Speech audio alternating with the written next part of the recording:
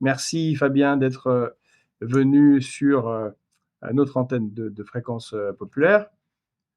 Donc, toi, Bonjour Georges. Bonjour à tous. bonjour. Bonjour. Tu es spécialiste, tu es essayiste, expert en politique énergétique. Euh, Tu interviens régulièrement sur différents médias, récemment sur CNews. Tu as écrit plusieurs ouvrages. D'ailleurs, on t'a invité, vous avez une vidéo sur Fréquence Populaire, une des premières d'ailleurs, hein. Tu as été un des premiers ici sur cette chaîne. On fait de meilleurs scores, bien meilleurs scores maintenant. Donc voilà.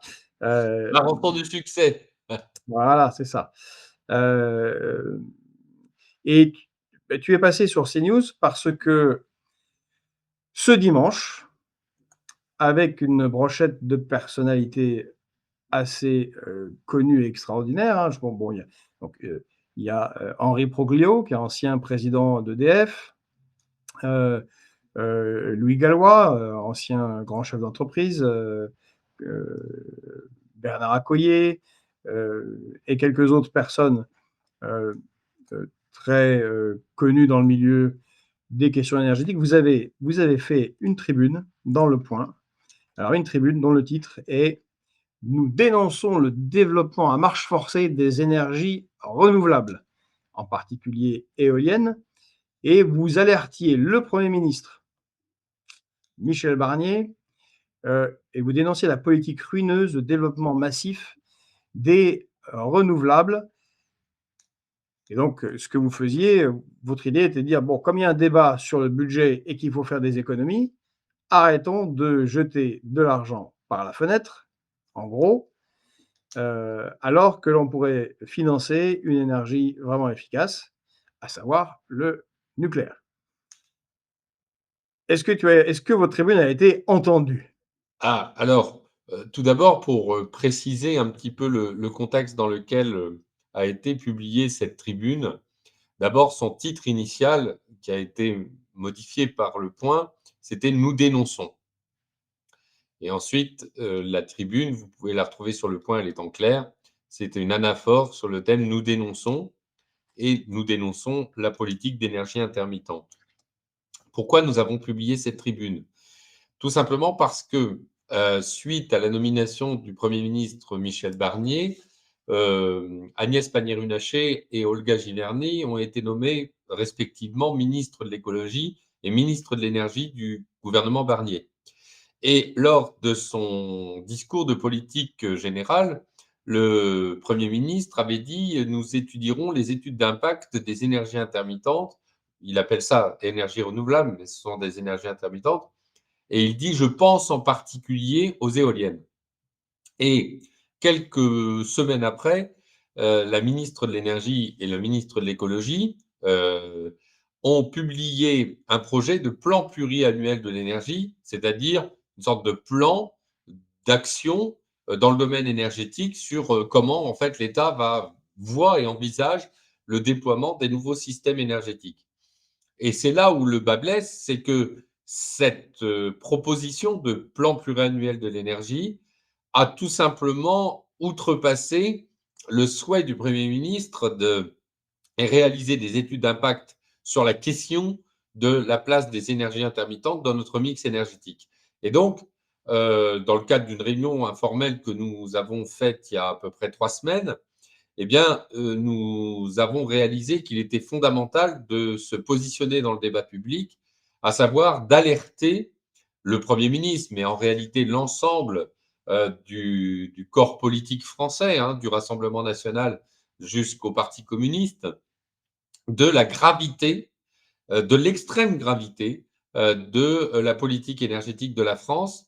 Et parce qu'on a ce sentiment, et la liste est tout à fait édifiante, puisque nous avons, comme vous l'avez dit, l'ancien président de EDF, l'ancien président de RTE, l'ancien directeur exécutif Hervé Macheneau de EDF, qui a construit les derniers réacteurs nucléaires français, Louis Gallois, Bernard Accoyer, ancien président de l'Assemblée nationale, François Goulard, ancien ministre et lui-même président du Conseil général, qui a tous deux membres de Patrimoine nucléaire et climat, Xavier Moreno, patron du Centre de recherche sur le mix énergétique, Michel Rousseau, président de la Fondation Concorde, moi-même et Christian Gérondeau.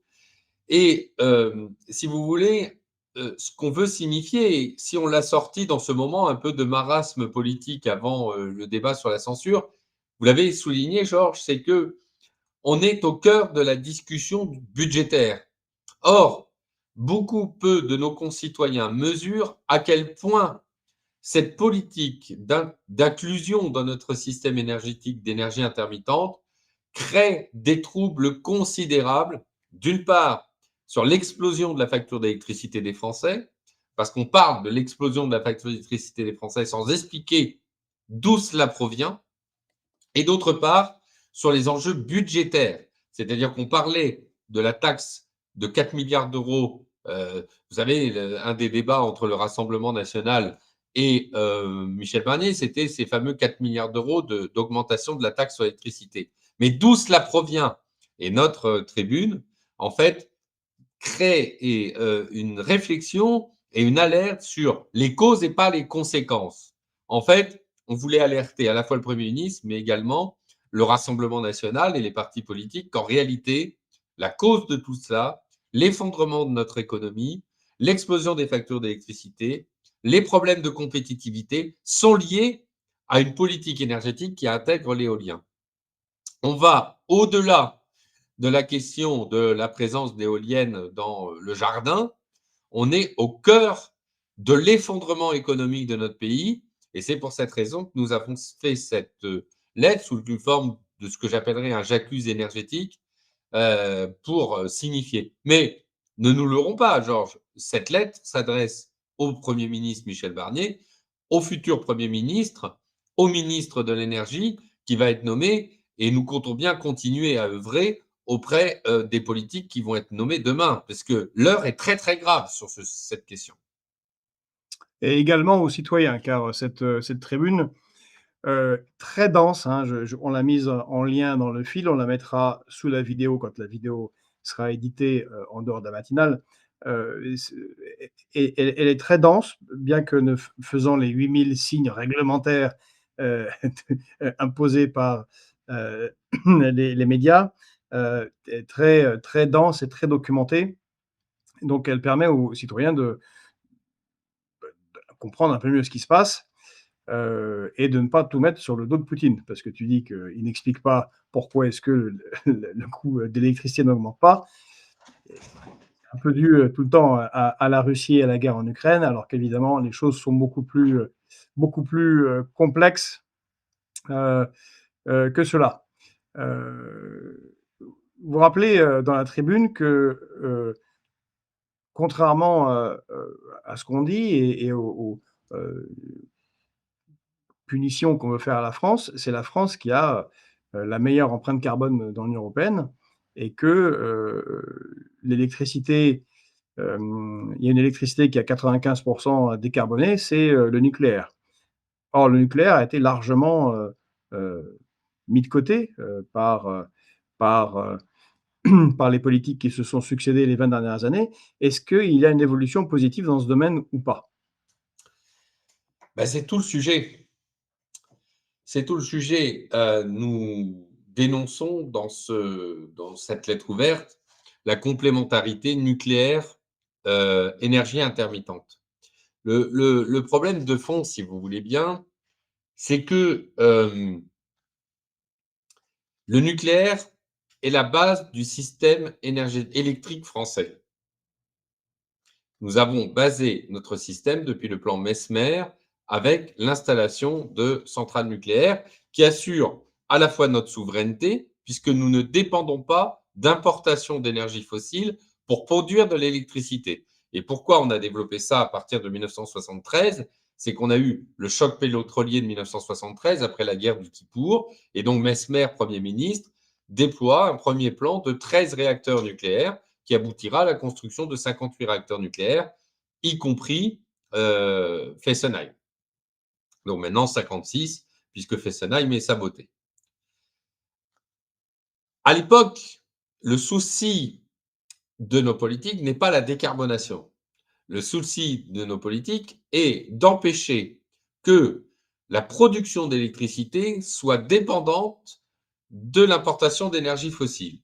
Et le challenge est atteint puisque 50 ans après, pour produire l'électricité en France, nous utilisons très peu d'énergie fossile. Un petit peu plus maintenant, puisque comme on a développé en même temps les éoliennes et les panneaux solaires, il faut des backups au gaz ou au pétrole ou au charbon, pire, pour réaliser la continuité du système électrique français. C'est ce que vous dénoncez d'ailleurs, entre autres aussi dans la tribune, en rappelant la situation en Allemagne, où les Exactement. Allemands les La Allemands, situation est catastrophique en Allemagne, oui, et les catastrophique. Allemands sont des gens sérieux, ils ont fait le travail jusqu'au bout, ils ont Ah investi ben là, ils sont massivement. et quand ils se lancent dans une erreur, ils continuent et ils foncent dans l'erreur, hein, Ah, sans ils ça l'ont fait c'est 2 ou 3 fois dans l'histoire, ah ben là, ils l'ont fait et bien, ben, ils en refont une, 3e fois, une 4e voilà. fois et Alors, je donc pense qu'on n'investira jamais autant que les Allemands, ça c'est juste pour dire ça, et vous rappelez qu'ils ont dû ouvrir un grand nombre d'usines, au charbon. au charbon, même à la lignite, qui nous envoie des belles pollutions, jusqu'à Paris, et bah, pour compenser le problème que vous soulignez justement du non-pilotage en raison de l'intermittence de ces énergies-là.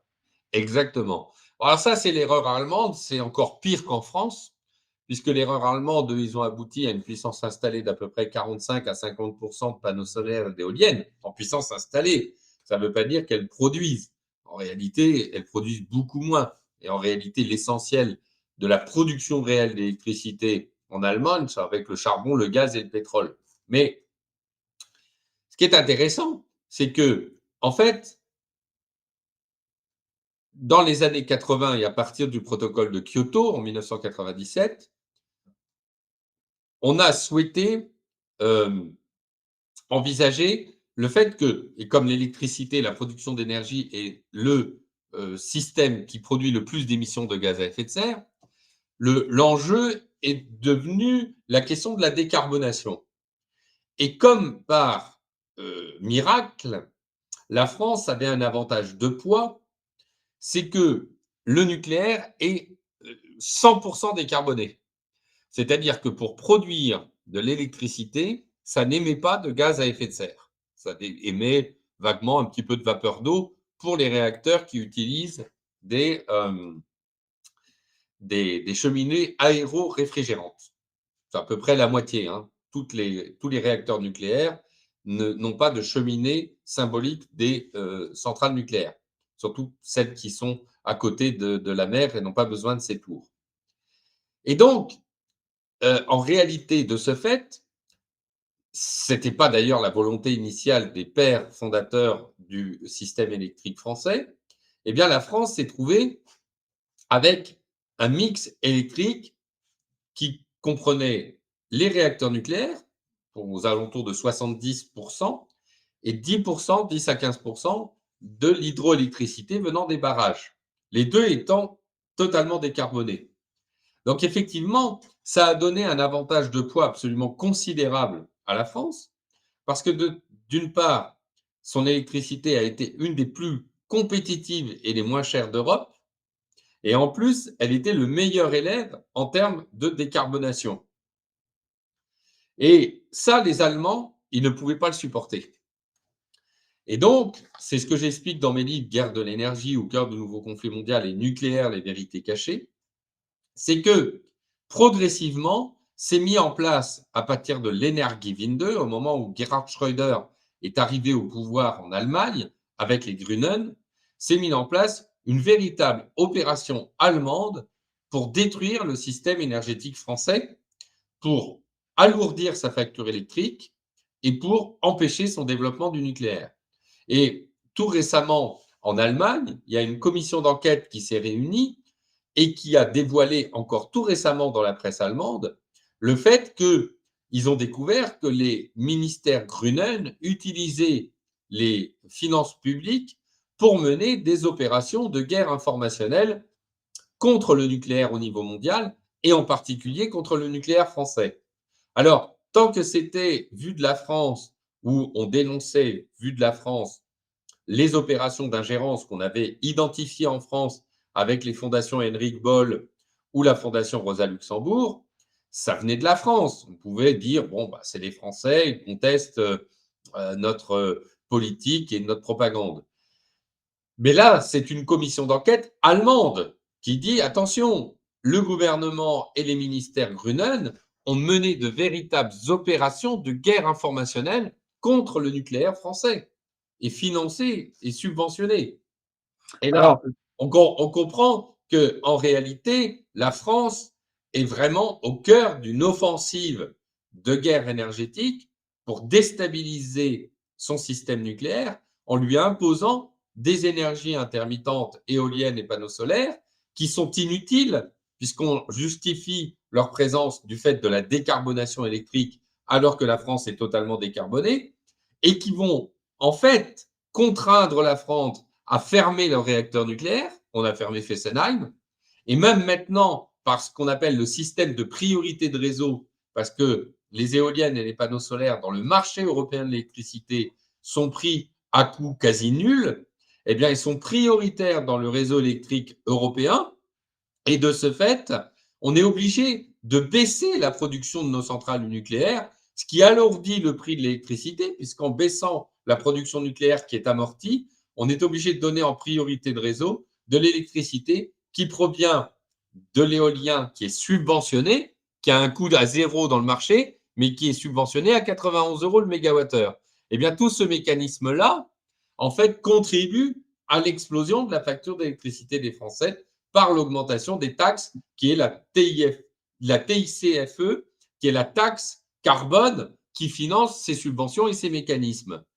Donc, en fait, l'objectif de notre tribune, de notre lettre ouverte, de notre manifeste, c'est vraiment d'alerter l'opinion publique et le Premier ministre que nous sommes en train d'aller dans le mur. Voilà, nous sommes en train de foncer dans le mur, et on n'hésite pas d'ailleurs, dans notre tribune, à parler d'infiltration de nos administrations ou d'opérations d'ingérence étrangère. eh bien justement, j'allais y venir. Alors d'abord, ce qui est intéressant dans tout ce que vous montrez, c'est que, contrairement à ce qu'on nous a vendu, que l'Union européenne bâtit une économie, libre et non faussée, tout ce que tu décris là, c'est une économie absolument, non libre, et faussée, dans les subventions ou ce qui est imposé à EDF. Si c'était juste la loi du libre marché, je pense qu'ils seraient tous balayés, et en un coup de balai, au profit d'EDF. Alors, on a des réactions, beaucoup de réactions dans le chat. Et là, je vois Hugues Blondeau qui nous écrit: « Et nous savons, que savons-nous sur l'ingérence étrangère en France via des associations écolos, comme en Allemagne, qui veulent absolument nous mettre vers le tout éolien et imposer le nucléaire, une réalité en France. » Donc, dans votre tribune, vous dénoncez justement les opérations d'ingérence étrangère en France.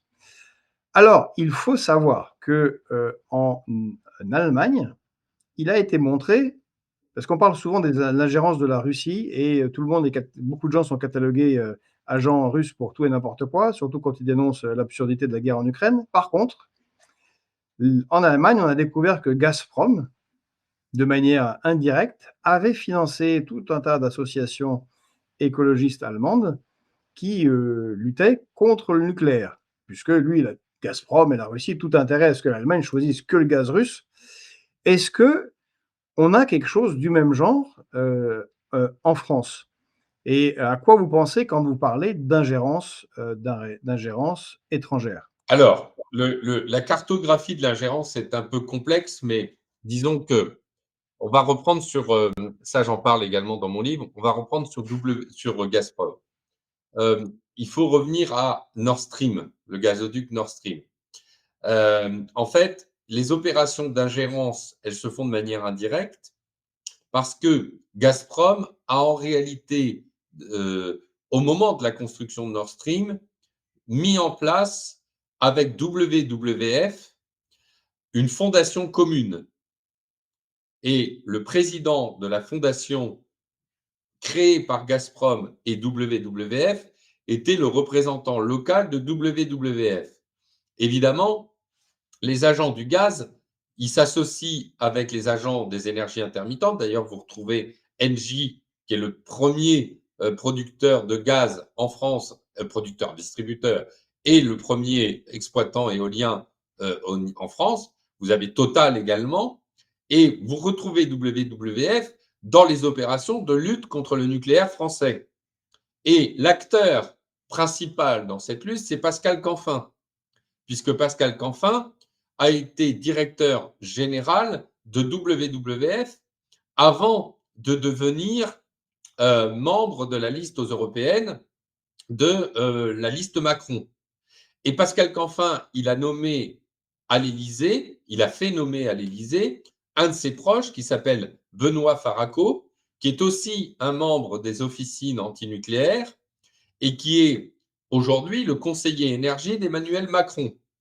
Donc vous voyez déjà à l'Élysée, on a un proche de Pascal Canfin.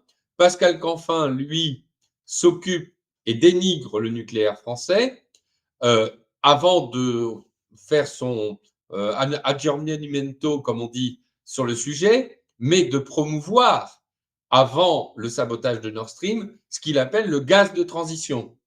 Hein, donc, WWF, manifestement, en tout cas là, à ce moment-là, il n'est plus à WWF, mais en tout cas, il adore le gaz russe, puisque le gaz de transition, c'est évidemment l'idée de soutenir que le nucléaire peut être décarboné, mais en attendant, on peut utiliser du gaz de transition qui serait aussi favorable à la planète. Enfin bon, on rigole, puisque le nucléaire, c'est 4 grammes de CO2 par kilowattheure produit, et le gaz, c'est 500 grammes de CO2 par kilowattheure produit, c'est-à-dire 125 fois plus. Donc, on voit déjà la liaison entre WWF et Gazprom. Ensuite, ça, c'est l'ensemble des... Et on va revenir à WWF. Et vous avez en même temps, au Parlement européen, le vice-président de la Commission européenne, M. Frans Timmermans, qui a pour directeur de cabinet M. Dierik, ancien activiste de Greenpeace, autre acteur de lutte contre le nucléaire français. Et donc, au Parlement européen, il y a un ensemble d'écosystèmes d'ONG, de lobbies antinucléaires et pro-éoliens qui ont infiltré les autorités européennes pour imposer au pays de développer les énergies intermittentes. Et puis, vous avez en Allemagne, la particularité de l'Allemagne, c'est que associé au parti politique allemand, vous avez des financements de fondations. C'est-à-dire qu'en gros, on imagine qu'on est le Rassemblement national, les Républicains ou le Parti socialiste. Eh bien, ils recevraient du gouvernement un certain nombre de financements en fonction de leur poids politique, financements qui permettent d'avoir des fondations qui peuvent agir dans le cadre du déploiement de l'idéologie politique liée à ce parti politique. Et donc, dans ces fondations en Allemagne, vous avez les Grünen. Eh bien, la fondation qui est liée aux Grünen, c'est la fondation Heinrich Böll. La fondation qui est liée à l'équivalent de la France insoumise, c'est pas tout à fait la même chose en Allemagne, c'est la fondation Rosa Luxembourg. Et la fondation Heinrich Böll, on en a, si vous voulez, on est plusieurs à avoir vu et identifié ce rôle de la fondation Heinrich Böll en France. Moi, je l'ai identifié. Pourquoi? Parce que en mars 2023, c'est le secrétaire général de la fondation Heinrich Böll en France qui ouvre le masterpiece antinucléaire d'Europe Écologie Les Verts. Donc, Europe Écologie Les Verts ouvre un colloque en mars 2023 contre le nucléaire français, et celui qui introduit et développe le propos préparatoire de cette masterclass, c'est le représentant de la fondation Heinrich Böll. Donc, c'est très intéressant. Et d'autre part, donc ça, c'est moi qui ai travaillé sur cette question. Et d'autre part, en même temps, l'école de guerre économique découvre, dans le cadre d'un salon des armes, de l'armement, découvre dans ce salon la présence d'un stand de la fondation Heinrich Böll. C'est-à-dire que la fondation Heinrich Böll a réussi à avoir un stand dans un salon sur l'armement militaire organisé en France, sur la défense, un salon sur la défense. Et ça attire leur attention, et c'est là qu'ils découvrent que la fondation Henry Boll mène en France des opérations de guerre informationnelle en finançant, par exemple, un dossier antinucléaire de alternatives économiques, en finançant une officine qui s'appelle Réseau Action Climat, qui est elle-même Réseau Action Climat financé par le ministère de l'écologie. Et Réseau Action Climat, c'est une nébuleuse de WWF, Greenpeace, les Amis de la Terre, toutes les officines d'action antinucléaire. C'est-à-dire que Réseau Action Climat reçoit des financements du gouvernement allemand pour des opérations réalisées en France. Donc en fait, si vous voulez, vous avez WWF, Greenpeace qui agit un peu partout en France et au Parlement européen et à la Commission européenne. Et en plus, ces organisations agissent avec les fondations allemandes qui financent les associations antinucléaires et qui agissent en France, soit pour aider Europe Écologie Les Verts, ou alors pour financer le journal d'extrême gauche Alternative économique qui promeut la décroissance et la destruction de l'activité humaine en France. Donc, c'est une véritable nébuleuse. Et encore, là, on n'a que ce qui est apparent, hein, c'est-à-dire, voilà. Et après, vous avez Négawatt qui reçoit des financements des gaziers, des exploitants éoliens. Et vous avez surtout l'autre opération d'ingérence absolument incroyable, c'est que je me tue à dévoiler en permanence, c'est la présence au sein du ministère de l'écologie, dans les locaux du ministère de l'écologie, pas n'importe où, à la DGEC. Alors, c'est quoi la DGEC?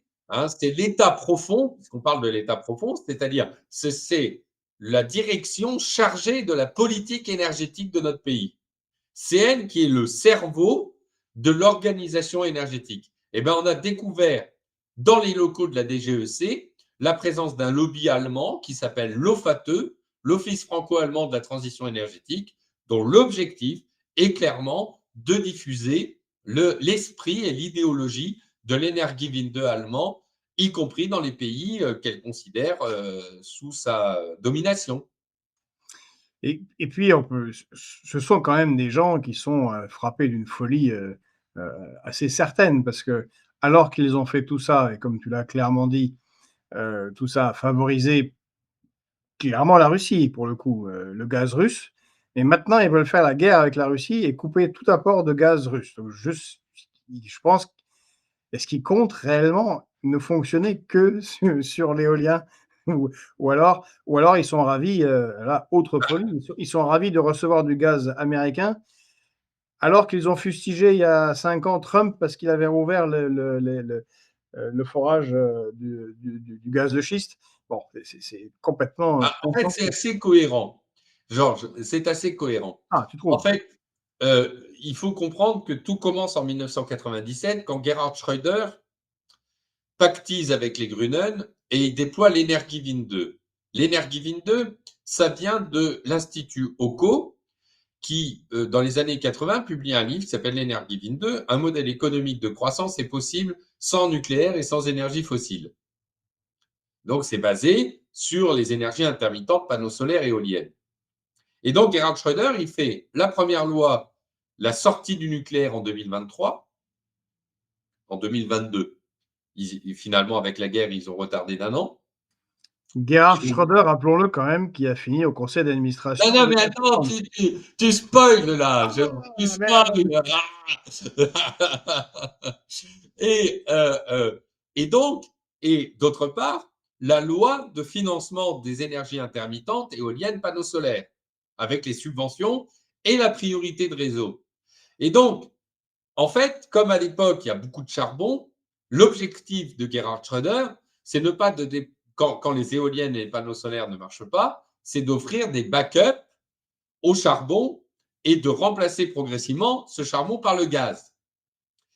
Et justement, pour ce faire, est prévu la construction de Nord Stream 1 puis de Nord Stream 2 Pourquoi? Parce que dès 2004, avec la révolution orange en Ukraine, les États-Unis ont pris pied en Ukraine et déstabilisent d'une certaine manière l'approvisionnement en gaz venant de Russie.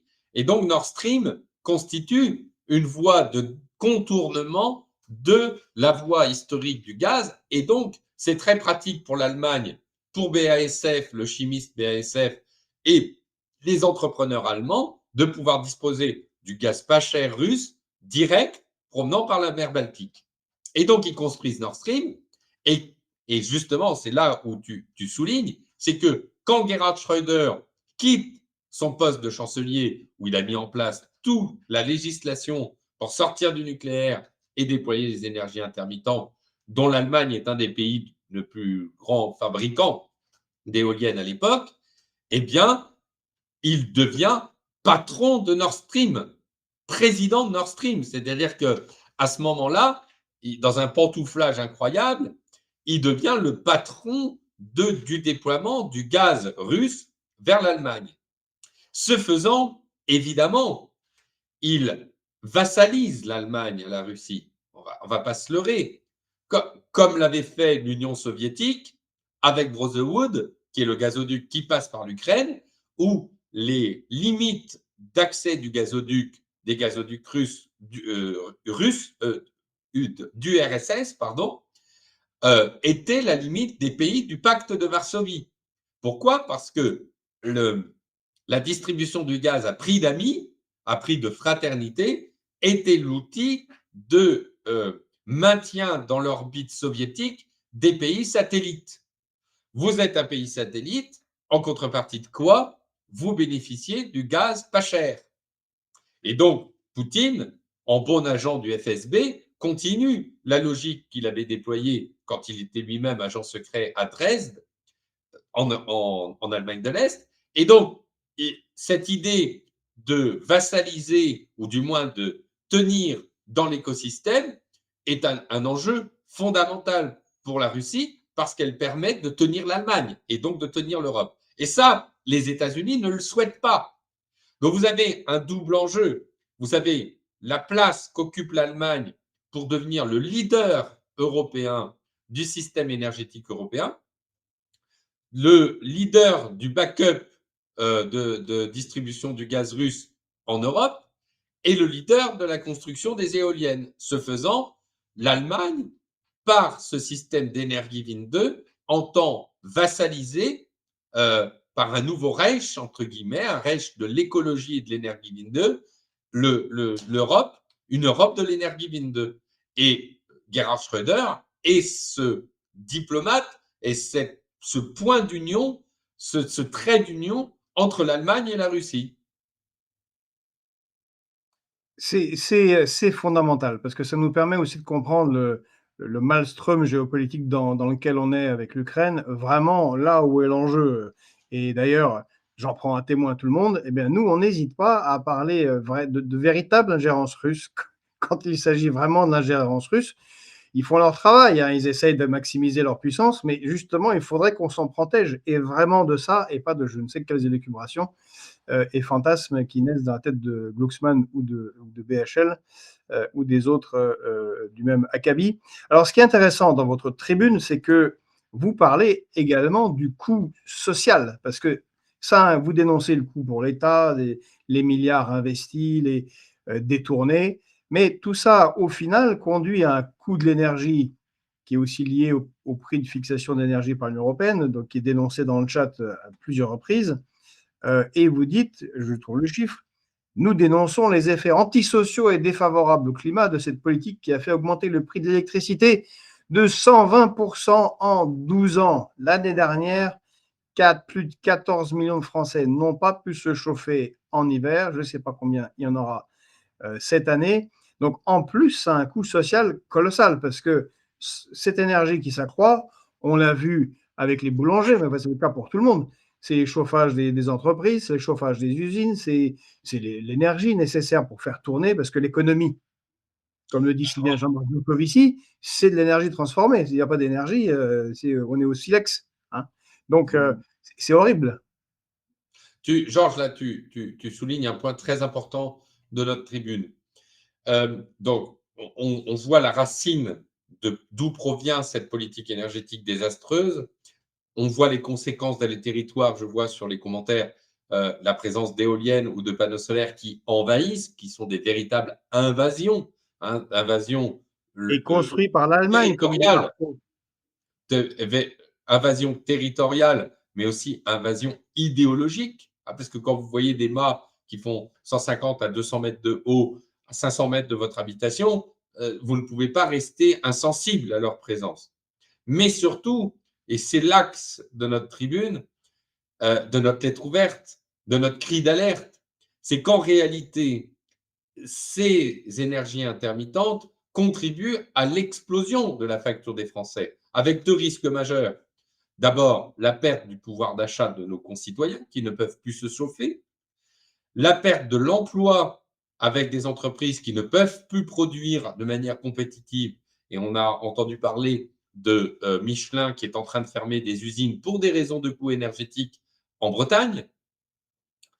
Et derrière, c'est aussi toute la destruction d'activités des industries, des petites et moyennes entreprises qui n'ont plus les moyens d'assurer le financement de leur approvisionnement énergétique. Et donc, c'est là où on dit, en réalité, on parle d'augmentation des factures. Bruno Le Maire, dans une sorte de poussière, de voile de poussière, nous disait que c'était la guerre en Ukraine, pour mieux cacher qu'en réalité, c'est la conséquence directe de la politique d'Energiewende qu'on a voulu imposer à la France. En fait, l'Allemagne est en train de voir son économie détruite à cause de son système énergétique, Et veut oui, parce que entraîner. c'est ça la folie, c'est que chez eux aussi, la Oui, mais ils délocalisation veulent est encore entraîner, plus importante chez eux. c'est encore plus important, et ils veulent entraîner notre pays dans leur folie, dans leur sillage. Et c'est justement ce coup de gueule que l'on veut dénoncer. Et je suis ravi que Sud Radio m'ait invité et CNews, même dans un contexte de, je dirais, où la censure et la question gouvernementale est essentielle, mais pour rappeler cette question de fond fondamentale qui est pourquoi tout ça? Pourquoi notre économie? Pourquoi nos factures augmentent?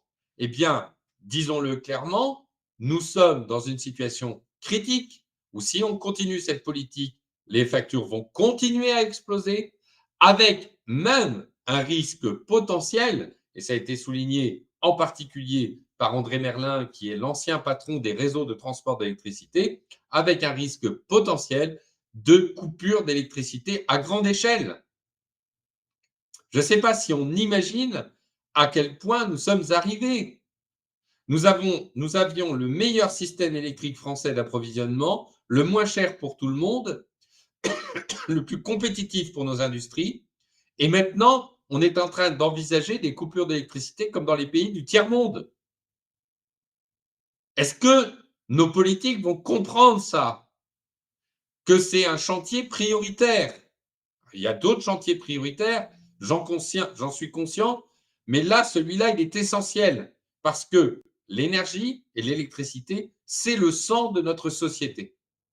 Si on n'a plus d'électricité, on n'a plus de réseau informatique, on n'a plus de réseau de transport. Enfin, on a pour le transport avec l'énergie fossile, mais l'électricité, c'est le nerf de la guerre, c'est le sang de notre économie. Mais Donc, même pour les transports, le réseau SNCF est quand même largement sabordé. Là, exactement. ils vont encore, avec une autre directive européenne, diviser en deux entreprises le fret et en faire un immense n'importe quoi. On avait un réseau ferroviaire beaucoup plus dense à la sortie de la Deuxième Guerre mondiale. Avec de l'énergie nucléaire, on pourra avoir un réseau ferré efficace et dense, alimenté par l'électricité, ce qui Et en plus non polluant. décarbonerait encore plus l'économie, puisque si on met Exactement. des... Georges, on parle de décarbonation. C'est bien la décarbonation. On pourra en reparler de cette question-là de manière incidente. Mais le problème, pire que la décarbonation, c'est aussi les particules fines des centrales au charbon. C'est que les particules fines des centrales au charbon tuent. L'Allemagne tue. J'ai calculé, selon le nombre de morts par térawattheure, selon les chiffres de l'OMS, aujourd'hui, depuis Fukushima, à peu près, depuis l'Allemagne, a tué 200 000 personnes avec sa production électrique au charbon. 200 000 personnes depuis. Donc, qu'on arrête de stigmatiser. Hein. On est en train de regarder un point de détail, les quelques milliers de morts potentiels du nucléaire, alors que le charbon tue énormément de monde tous les ans de maladies pulmonaires de long terme. Et ça, c'est pas impressionnant. Donc, là-dessus, en outre, sur la question sur l'utilité de ces énergies intermittentes, moi, j'ai regardé un chiffre que personne ne regarde. C'est le mix énergétique mondial. Puisqu'on nous dit qu'il faut baisser les énergies fossiles parce qu'il faut lutter contre les émissions de gaz à effet de serre. J'entends. Et puis, on nous dit qu'il faut mettre des éoliennes pour diminuer notre consommation de fossiles. Alors, j'ai pris les chiffres de consommation de fossiles en 1997, qui est le chiffre du protocole de Kyoto. Et normalement, puisqu'il y a eu une politique de déploiement des éoliennes dans le monde, on aurait dû avoir une baisse de la consommation d'énergie fossile. Eh bien, Georges, depuis 1997, le monde a augmenté de 62% sa consommation d'énergie fossile. 62%. Donc, en à peu près 30 ans, la politique éolienne ou panneaux solaires n'ont pas compensé le moins du monde les énergies fossiles qui représentent toujours 80% du mix énergétique mondial. Cette question d'éolienne est une fable. Une fable. Et les chiffres que je vous cite, ce sont les chiffres du rapport de l'énergie qui était publié avant par BP et qui est maintenant publié par l'Institut Énergie. Et j'ai regardé dans cette consommation énergétique mondiale la place qu'occupaient les éoliennes et les panneaux solaires.